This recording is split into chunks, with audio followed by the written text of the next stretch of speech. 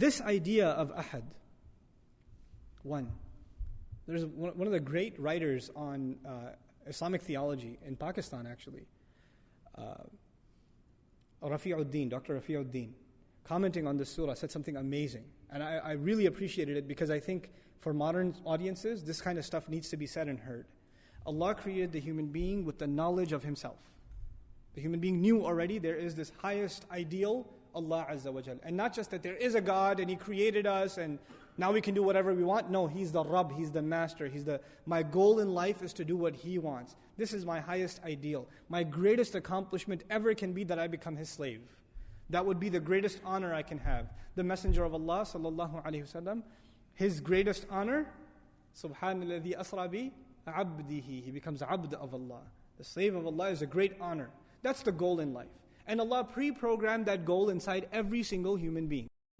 But if you lose sight of that goal, it is like this, you have this thirst, this hunger inside you to fulfill that goal. Allah created you with that. But when your appetite is not filled with healthy food, what do you fill it with? If you don't get the right meal, are you going to say, I'm not going to eat at all? No. When a person is starving and there's no food of their preference, or there's no healthy food, there's even filth, barks of trees, will the human being still start chewing on that when it comes to that? They will. When you lose sight of Allah Azza wa Jal, and that no longer is your goal, then necessarily you will find a replacement. Necessarily. It is necessary to have something you aspire towards. That is the mission of your life. So the one who has found Allah, what happens to them? Inna salati wa nusuki wa mahyaya wa mamati lillahi rabbil alameen. It's very simple for them. The one who has really found Allah, their salah is for Allah, their sacrifices for Allah, their life and their death is now for Allah. The way they live, the way they eat, the way they sleep, what they want to do with their life, their long-term goals, their short-term goals, what are they going to do with their kids, why are they getting an education, where are they going to work, everything is now for Allah, that is their goal. But for the one who doesn't have that goal, they have to find another goal. And in old times there used to be idols, there used to be other religions, you find some other God. But in our times it's become far more pathetic. Far more pathetic. Now you have someone who's obsessed with their body and they're working out 18 hours a day. And their only goal in life is to just keep getting buffer and buffer. It's the only goal. Take steroid and look sharp, stay on top, keep in shape. Or there's this goal they set with their trainer. I got to do this many reps, or I got to do this many push-ups, or I got to get bench press this many pounds, etc. That's their goal. That has become their ilah. For a person that their life has become about money. Have you met people? They cannot talk about anything except their work. They can't. Yeah, I work at this company, I do this. And the moment they lose their job, they become suicidal because that's all they ever thought about. That's all they ever did with their life. That's all they ever did. That becomes their goal. For some people, it's their children. They live for their children. They do everything for their children. Day and night they think about their children. There is no other thought running in their mind. There is no other goal before them than their children. That is all they run after. When you don't find Him, you will find something else. You will find something else, and you will run after it. And you will give your life to it. And there is no exception among human beings. And today it could be even a slacker. And you could ask me, what about a slacker? You know those kids that play 20 hours of video games a day and don't get off the couch? Well, what is their goal? It is to entertain themselves. It is to fry their brain cells behind a screen. That is their ultimate goal.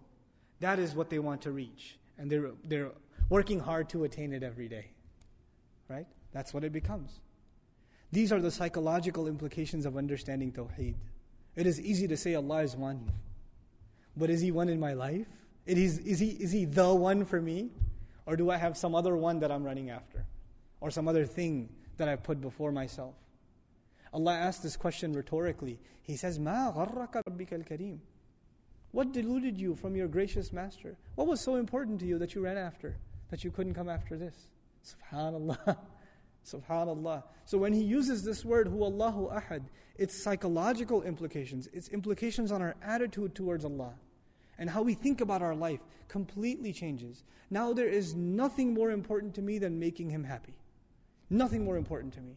than Him being pleased with me. Nothing more important to me than He forgiving me. Nothing more important to me that He would talk to me on the Day of Judgment telling me that I'm successful. He will look towards me. I will not be from the ones He turns away from. وَلَا يُكَلِّمُهُمُ اللَّهُ يَوْمَ الْقِيَامَةِ. Allah will not talk to them on the Day of Judgment. May Allah not make us from those people. These are some of the psychological implications of just internalizing ahad. Ahad. Just that word. What Allah is saying, this is who Allah is. This is what He's supposed to do. And I want to conclude, because it's time for salah, with the following. This is I can't quote Iqbal because I'm terrible at Urdu, but I'll tell you the meaning of the verse. Okay? Though I like the verse myself. So it's poetry. But he says what used to be, he's talking about, it's a poem about Tawheed. It's a poem about Tawheed. And he says what used to be something that burned in the hearts of men,